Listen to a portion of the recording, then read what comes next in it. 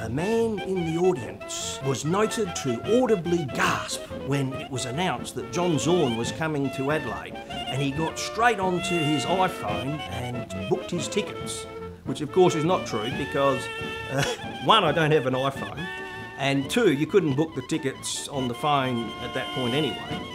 What I did do was get on the dumb phone and text all my mates, you know, around Adelaide and saying, listen to this is unbelievable. I'm seeing every single John Zorn show. I'm seeing Seagull.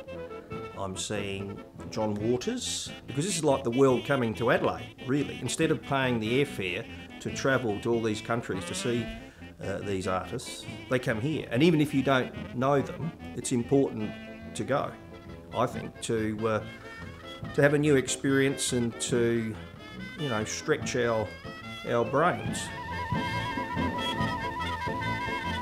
Ah, this library, this is where I'm going to spend my final years. In fact, I hope I'm taken out of here in a pine box, because it gives me a lot of pleasure to come in here and get away from the world, contemplate and just pick a book.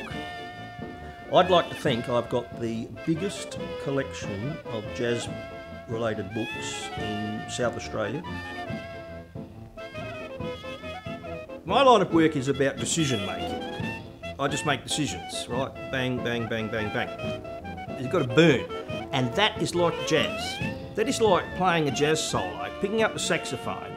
You're in front of the bandstand, and it's your turn to play.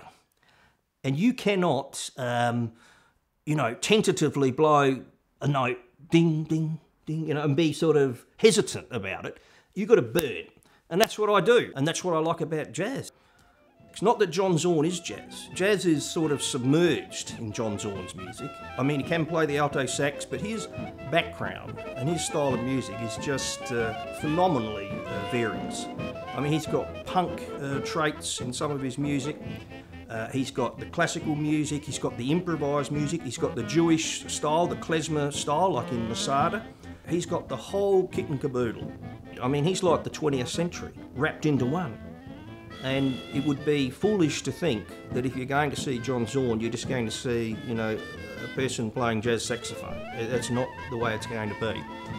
This covers the whole tapestry of 20th century music, because that's what he's into. He's like in Australian terms, we call him a magpie, going around picking up little bits and pieces from everywhere and incorporating it into something that is uniquely John Zorn.